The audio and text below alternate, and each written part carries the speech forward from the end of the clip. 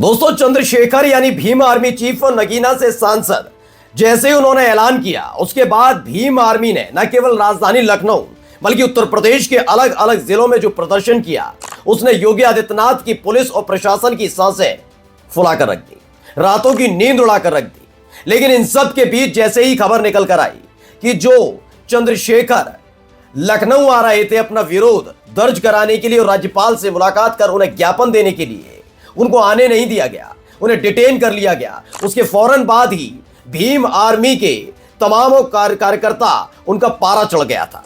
तमाम तरह की तस्वीरें हम दिन भर से आपको दिखा रहे हैं। लेकिन इन सब के बीच भीम आर्मी चीफ चंद्रशेखर ने एक नया ऐलान कर दिया है, जिसने नए सिरे से योगी आदित्यनाथ, उनकी सरकार, उनकी पुलिस और उनके प्रशासन की नींद उड़ाकर रख दी। नमस्कार, मैं हूं प्रज्वल गौतम और आप देख रहे हैं खबर चौक। कम से कम कई हजार लोग नेता को हमारे हिरासत में किया गया है। ये कौन सा नियम है? ये कौन सा नियम है? योगी सरकार कहती है हम न्याय दिलाते हैं, दलित पिछड़ों की आवाज उठाते हैं, हम लोग गरीबों की आवाज उठाते हैं। कौन आवाज उठा रहा? एक नेता है जो पूरे वर्ल्ड में दलित और पिछड़ों की, हर व्यक्ति की, हर समाज की लड़ाई लड़े, वो भी उनका नाम है चंद्रशेखर आजाद। जब बड़े भाई चंद्रशेखर आजाद आह्वान करते हैं ना, तो पूरी सरकारें डर जाती हैं।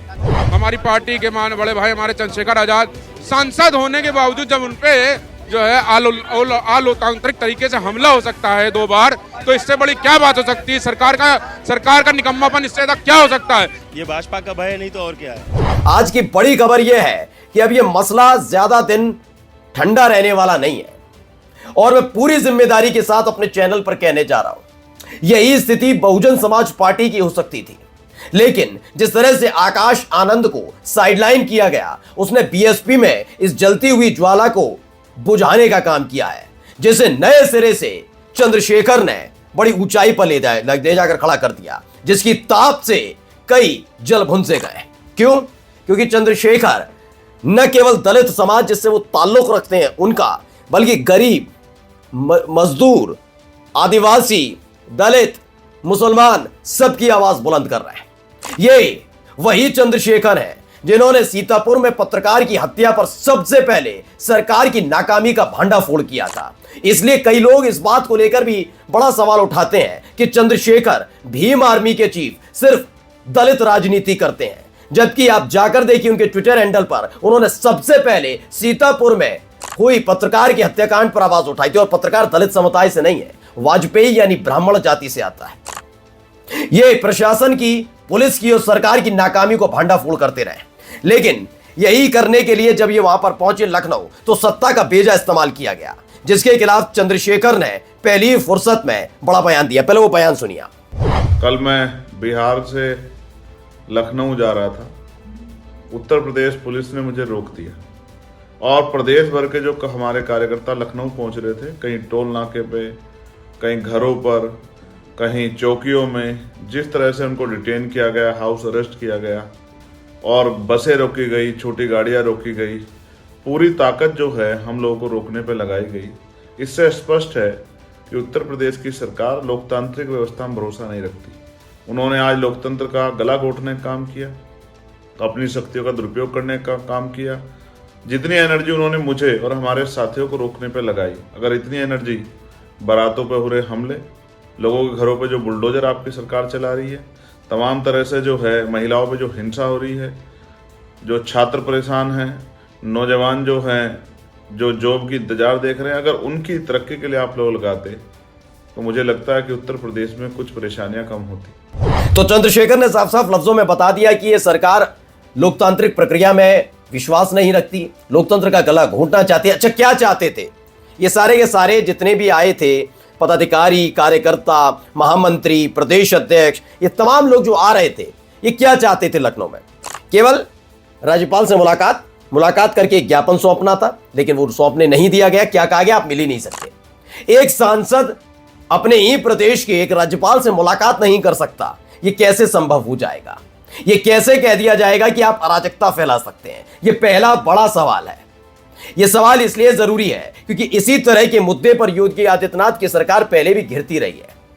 यह पता लगता रहा है कि कैसे दलितों पर अत्याचार के मुद्दे को बड़े सलीके से निपटाने की कोशिश की जाती रही है, और यही आवाज बुलंद करने के लिए चंद्रशेखर ने एक कदम उठाया था।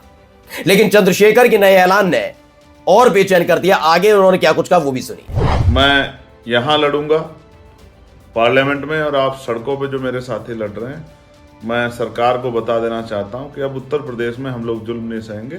उत्तर प्रदेश की सरकार को हमारा पहला जवाब है, अगर मुख्यमंत्री जी ने घटनाओं का संज्ञान लेकर लोगों को न्याय नहीं दिलाने का काम किया और इस हिंसा को रोकने का जो है प्रयास नहीं किया, तो यह आंदोलन फिर होगा और इस बार आंदोलन इतना शक्तिशाली होगा कि कोई इस आंदोलन को रोक नहीं पाएगा। दरअसल ये आवाज क्यों उठानी पड़ी, मैं अब आपको बताता हूं।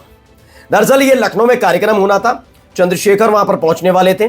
इन सब की जानकारी पुलिस प्रशासन को लग गई थी कि भारी तादाद में अलग अलग जिलों से लखनऊ में लोग पहुंच रहे हैं। भीम आर्मी के खास तौर पर दलित समुदाय से ताल्लुक रखने वालों के साथ साथ कई अलग अलग जातियों के लोग भी पहुंचे थे। आज हमने अपनी ग्राउंड रिपोर्ट दिखाई थी, हमारे सहयोगी कृष्णा मिश्रा भी उसे रिपोर्ट कर रहे थे। वो सिर्फ दलित समुदाय से ताल्लुक रखने वाले लोग नहीं थे, बल्कि अलग अलग जाति के लोग भी भीम आर्मी के साथ खड़े नजर आए।